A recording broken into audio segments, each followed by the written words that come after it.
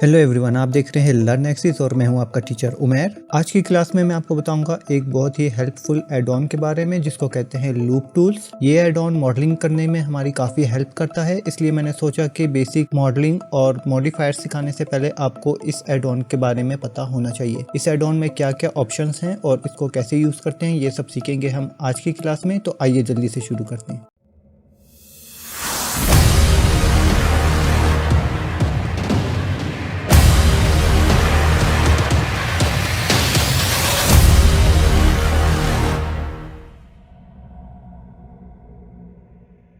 ये add on blender में पहले से मौजूद होता है, सिर्फ इसको इनेबल करना होता है। इस एड ऑन को इनेबल करने के लिए आपने एडिट मेन्यू में जाना है, प्रेफरेंसेस में जाना है, उसके बाद आपने आना है यहाँ एड ऑन के ऊपर और यहाँ सर्च में आके आपने लिखना है लूप, LOOP लूप। लूप लिखते ही यहाँ पे आपको मैश लूप टूल्स का ऑप्शन मिलेगा, इसको चेक करें, 3 लाइन्स पे क्लिक करें। अगर आपके पास ऑटो सेव प्रेफरेंसेस का ऑप्शन यहाँ पे चेक है तो आप इसको यहाँ से डायरेक्ट क्लोज कर सकते हैं, अदरवाइज आप यहाँ सेव प्रेफरेंसेस पे क्लिक करके इसको सेव कर सकते हैं, राइट। इस एड ऑन के बारे में सबसे इम्पोर्टेंट बात याद रखें कि ये एड ऑन सिर्फ एडिट मोड में काम करता है, ठीक है। तो आइए देखते हैं कि इसमें सबसे पहला ऑप्शन हमारे पास क्या है। मैं कैमरा और लाइट डिलीट कर दूंगा एक्स प्रेस करके और इस क्यूब को सेलेक्ट करके हम जाएंगे एडिट मोड में। इस एड ऑन को देखने के लिए आप राइट क्लिक कर सकते हैं और यहाँ पे आपको लूप टूल्स मिलेंगे देखने के लिए, जिसके अंदर ब्रिज, सर्कल, कर्व वगैरह है जो हम अभी 1 बाय 1 सारे सीखेंगे। इसके अलावा आप कीबोर्ड से N प्रेस कर सकते हैं और N प्रेस करने पर आपके पास यहाँ राइट साइड पे एक छोटा सा मेन्यू ओपन हो जाएगा। इसमें आपने एडिट पे क्लिक करना है और यहाँ आपको लूप टूल्स मिल जाएंगे। इस लूप टूल के हर ऑप्शन के साथ लेफ्ट साइड पे एक छोटा सा एरो है जिस पे क्लिक करने पर आपको इसके अंदर मजीद ऑप्शंस दिखाई देंगे या इसकी मजीद सेटिंग्स देखने को मिलती हैं, राइट। तो N प्रेस करके आप यहाँ से इस मेन्यू को शो और हाइड कर सकते हैं, राइट। तो सबसे पहले हमारे पास है इसमें ब्रिज टूल। तो ब्रिज के ऑप्शन को समझाने के लिए मैं इस क्यूब पर इंसर्ट अप्लाई करूंगा, इस वाले फेस के ऊपर आई प्रेस करूंगा और इतना इंसर्ट कर लूंगा, राइट। ए प्रेस करके इसको सेलेक्ट करूंगा और शिफ्ट डी से इसकी एक डुप्लीकेट कॉपी ले लूंगा। उसके बाद मूव टूल लेके मैं इसको यहाँ थोड़ा सा आगे मूव कर देता हूँ इस तरह, और अब मैं इसको Z एक्सिस में 180 डिग्री पे रोटेट करूंगा, जिसके लिए मैं R प्रेस करके छोड़ूंगा, Z प्रेस करके छोड़ूंगा Z एक्सिस के लिए और नम पैड से 180 टाइप करके इंटर प्रेस कर दूंगा। तो अब हमारे पास ये दोनों क्यूब्स जो हैं वो अपोजिट डायरेक्शन में आ गए। अब मैंने जो यहाँ पे इंसर्ट अप्लाई किया है मैं इसको सिलेक्ट करूंगा यहाँ से, ठीक है, और इस दूसरे क्यूब को भी शिफ्ट होल्ड करके यहाँ से सिलेक्ट कर लूंगा, राइट। अब मैं राइट क्लिक करूंगा और लूप टूल में जाके ब्रिज पे क्लिक करूंगा। जैसे ही मैं ब्रिज पे क्लिक करूंगा आप देखें कि इन दोनों क्यूब्स के दरमियान एक ब्रिज क्रिएट हो गया, राइट। तो ब्रिज टूल यही काम करता है कि किसी भी दो ऑब्जेक्ट्स के दरमियान ब्रिज कायम करता है या ज्योमेट्री क्रिएट करता है, या आपने दो ऑब्जेक्ट्स को आपस में मिलाना हो और उनके दरमियान गैप हो तो उस गैप को फिल करने के लिए हम ब्रिज टूल का यूज़ कर सकते हैं। आगे चल के हम इसे मज़ीद मॉडलिंग करेंगे जब उसमें यूज़ करके देखेंगे कि हम इसको कहाँ कहाँ यूज़ कर सकते हैं और ये कितना हेल्पफुल है। ये आपको जब आप बाकायदा तौर पे मॉडलिंग करेंगे तब आपको समझ में आएगी। तो उम्मीद है इस छोटी सी एग्जांपल से आपको इसका मेन फंक्शन समझ में आया होगा कि ब्रिज टूल एक्चुअली करता क्या है। अब चलते हैं अपने नेक्स्ट टूल की तरफ जो कि है सर्कल। मैं इसको वापस डिलीट कर देता हूँ और मैं यहाँ से ऐड कर लेता हूँ एक और क्यूब। इसको हम ऊपर कर लेते हैं ग्रिड के ऊपर, GZ और 1 प्रेस करूँगा।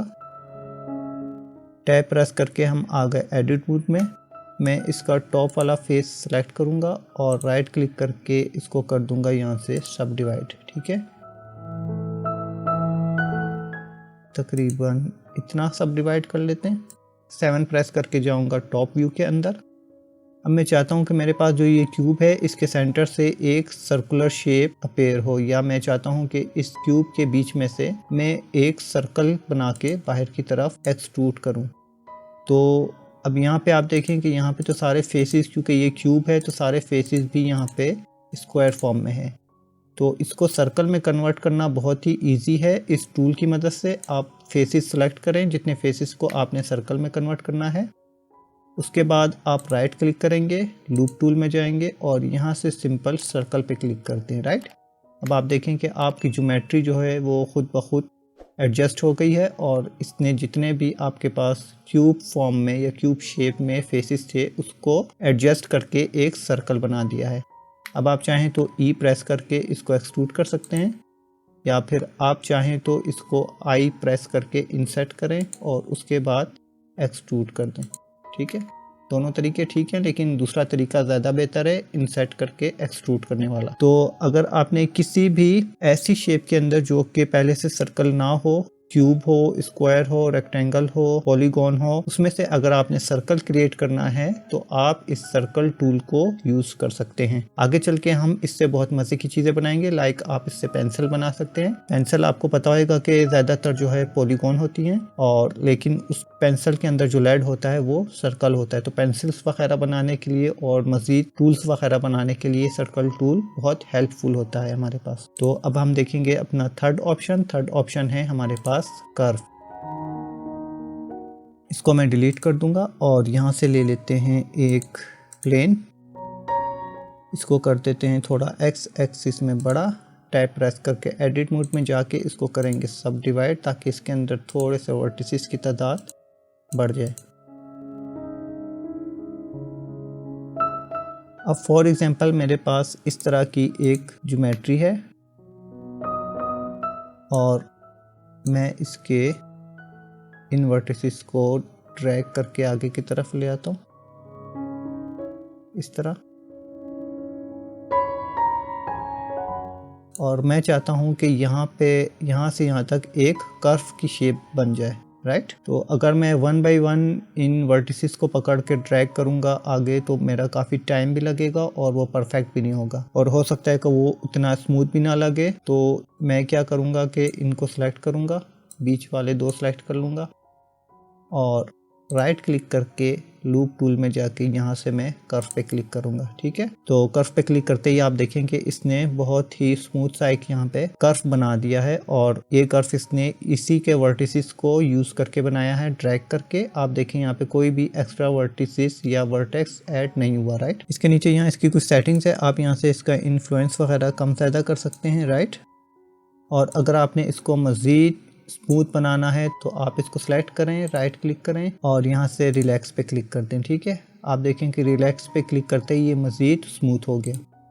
तो उम्मीद है कि आपको इस सर्कल और रिलैक्स का फंक्शन समझ में आया होगा। रिलैक्स यही कर रहा होता है अमूमन कि वो हमारे ऑब्जेक्ट में थोड़ी सी स्मूथनेस क्रिएट करता है, उनके वर्टिसेस को थोड़ा सा रिलैक्स करता है, राइट। अब देखते हैं हमारे फ्लैटन वाले ऑप्शन को। फ्लैटन ऑप्शन भी मैं आपको इसी में बता देता हूँ। मैं एक वर्टेक्स सेलेक्ट करूँगा यहाँ से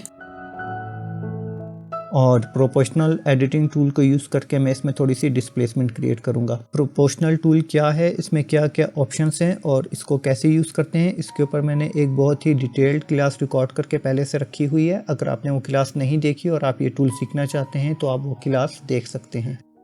यहाँ से मैं प्रोपोर्शनल एडिटिंग टूल लूँगा और यहाँ से ऑप्शन में जाकर रैंडम ले लूँगा।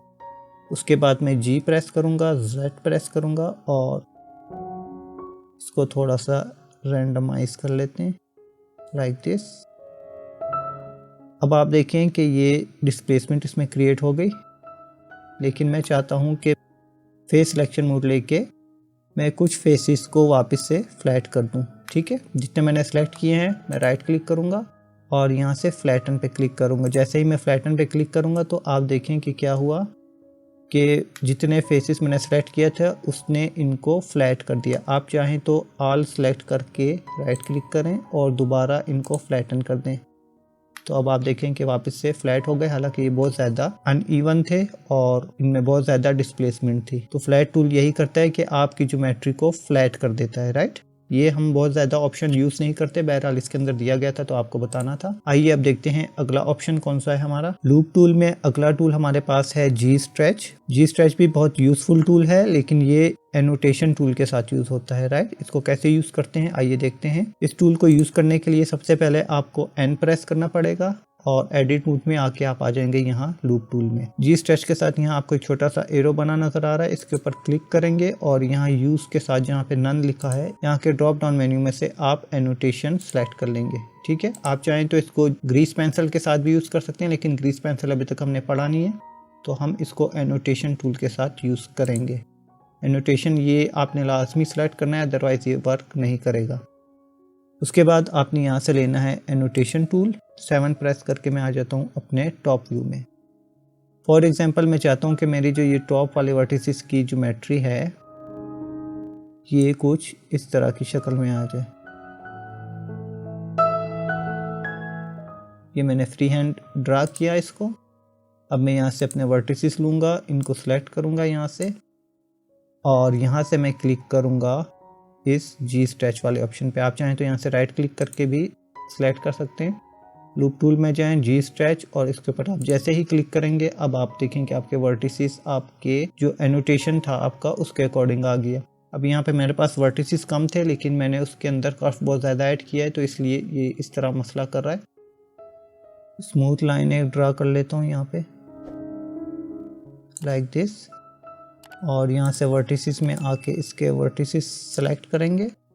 और अब मैं जैसे ही यहाँ जी स्ट्रेच पे क्लिक करूँगा मेरे वर्टिसेस मूव हो गए हैं एनोटेशन की लाइन के अकॉर्डिंग, राइट। आप चाहें तो इस एनोटेशन लाइन को डिलीट कर सकते हैं यहाँ से, इस स्ट्रोक को, ठीक है। यहाँ पे लिखा है जैसे ही आप यहाँ डिलीट एनोटेशन स्ट्रोक पे क्लिक करेंगे तो ये लाइन डिलीट हो जाएगी। और अब अगर आप टैब प्रेस करके ऑब्जेक्ट मोड में जाना चाहें तो जा सकते हैं, राइट। उम्मीद है आपको जी स्ट्रेच का टूल भी समझ में आया होगा। अब देखते हैं अपने नेक्स्ट टूल को। अगला टूल है हमारा लूफ्ट टूल। लूफ्ट टूल बहुत ही इंटरेस्टिंग टूल है और ये टूल आपको यूज़ करने का सबसे ज़्यादा मज़ा आने वाला है क्योंकि ये बहुत ही क्रिएटिव सा टूल है और इससे आप बहुत मज़े की चीज़ें बहुत ईजिली और क्विकली मॉडल कर सकते हैं। तो इसको कैसे यूज़ करना है आइए देखते हैं।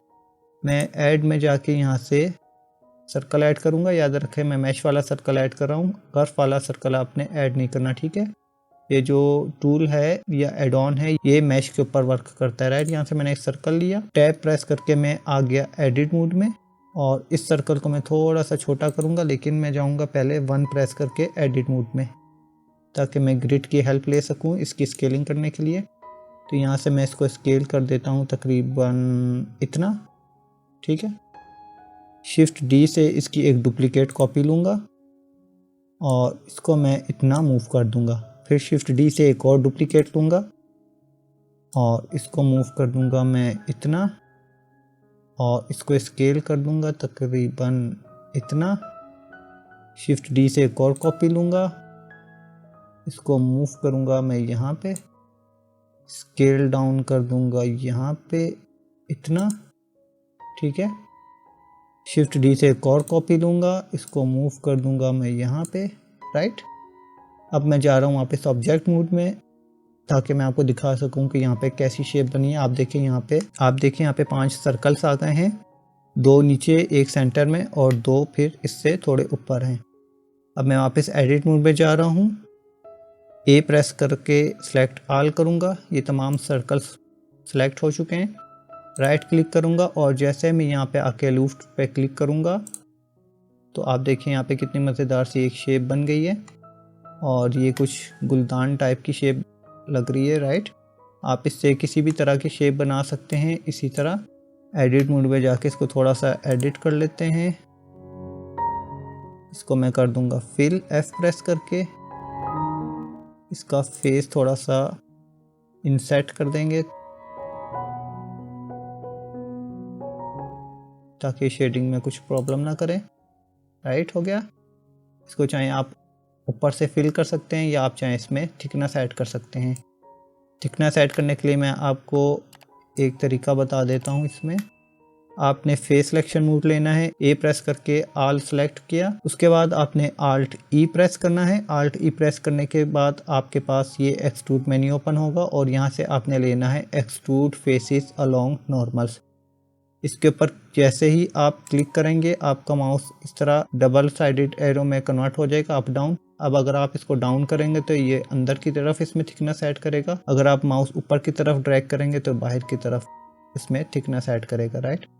मेरा मशवरा हमेशा यही है कि आप इसमें हमेशा अंदर की तरफ थिकनेस ऐड करें और अगर आप इसको स्मूथली करना चाहते हैं तो शिफ्ट की होल्ड करके रखें और फिर अपना माउस ड्रैग करेंगे तो ये ग्रेजुअली इसमें थिकनेस ऐड करेगा, राइट। फॉर एग्जांपल मुझे इतनी थिकनेस चाहिए, मैं क्लिक कर दूंगा तो ये इसमें थिकनेस ऐड हो गई। अब आप चाहें तो इसमें बेवल भी अप्लाई कर सकते हैं। एज लूप सेलेक्ट करें और कंट्रोल बी प्रेस करके यहाँ पे आप इसको इस तरह सेगमेंट सेट कर सकते हैं माउस ड्रैग करके, व्हील ड्रैग करके। और आप चाहें तो बॉटम पे भी इसको बेवल कर सकते हैं कंट्रोल बी प्रेस करके। यहाँ पे थोड़े से इसके सेगमेंट्स कम कर लेते हैं like this, right. Top edge पे भी थोड़ा सा बेवल अप्लाई कर देते हैं।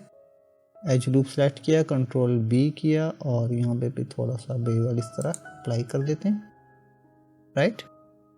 तो आप देखें कि बहुत ही क्विकली कितनी अच्छी सी शेप हमारे पास यहाँ पे ड्रा हो गई है। इसको शेड स्मूथ कर लें, नॉर्मल्स में आ जाएं और यहाँ पे ऑटो स्मूथ कर लें। अगर आप ब्लेंडर का 3.0 से अबव का वर्जन यूज़ कर रहे हैं तो आप राइट क्लिक करके यहाँ से ही डायरेक्ट इस मेन्यू से ऑटो शेड टू स्मूथ कर सकते हैं।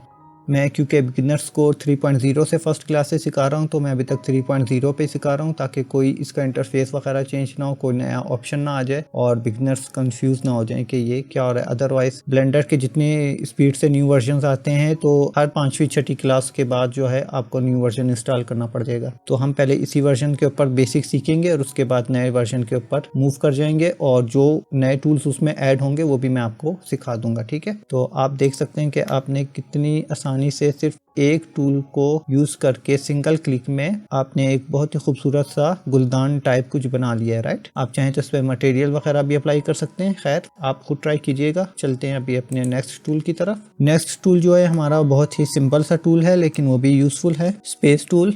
मैं यहाँ से ले लेता हूँ प्लेन, एडिट मोड में गया, यहाँ से वर्टिसेस लिए, ठीक है। इसको सब डिवाइड कर देते हैं यहाँ से तकरीबन 10 टाइम्स। 7 प्रेस करके मैं आ जाऊंगा टॉप व्यू में। फॉर एग्जांपल मेरे जो ये वर्टिसेस हैं, ठीक है, ये कुछ इस तरह से हैं।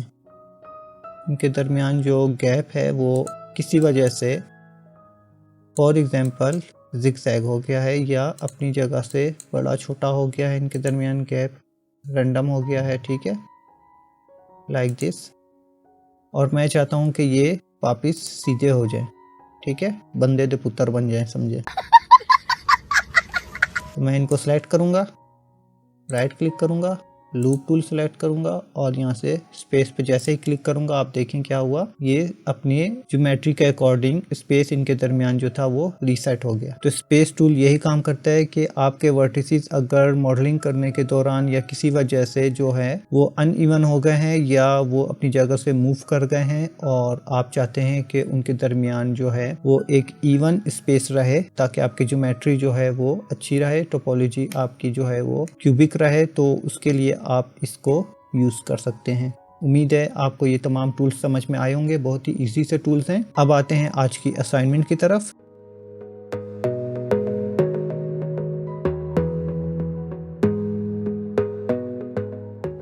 आज की असाइनमेंट ये है कि आपने इन लूप टूल्स को, खास तौर से लूप टूल को यूज करके कोई भी इंटरेस्टिंग सी शेप मॉडल करनी है अपनी मर्जी से, जो दिल चाहे आपका, जो आप इससे बना सकते हैं, या आपकी अपनी क्रिएटिविटी के ऊपर डिपेंड करता है। जैसे कि मैंने आपको बताया था कि टूल का काम समझाना मेरा काम है, लेकिन आप उस टूल को यूज करके क्या बनाते हैं या आपके अपनी सोच के ऊपर, आपकी अपनी क्रिएटिविटी के ऊपर डिपेंड करता है। तो आपने कुछ भी मॉडल करना है इन टूल्स को यूज करके, और चाहे तो उस पर मटेरियल भी अप्लाई करें, बहुत अच्छी बात है। अच्छा, लाइट वगैरह अप्लाई करें और उसका स्क्रीनशॉट लें या उसको रेंडर करें, आपकी मर्जी है। और उसको आपने पोस्ट करना है मेरे फेसबुक ग्रुप के अंदर लर्न एक्सिस के, और अपना नाम, अपने शहर का नाम और जौन सा टूल आपने उसको बनाने के लिए यूज किया है वो तमाम टूल्स उसमें आपने मेंशन करने हैं पोस्ट में, राइट। चैनल पर न्यू है तो चैनल को सब्सक्राइब कर दें, वीडियो अच्छी लगी तो लाइक का बटन जरूर प्रेस करें और इस कोर्स को फेसबुक पर ज्यादा से ज्यादा अपने दोस्तों के साथ शेयर करें। मिलते हैं नेक्स्ट क्लास में।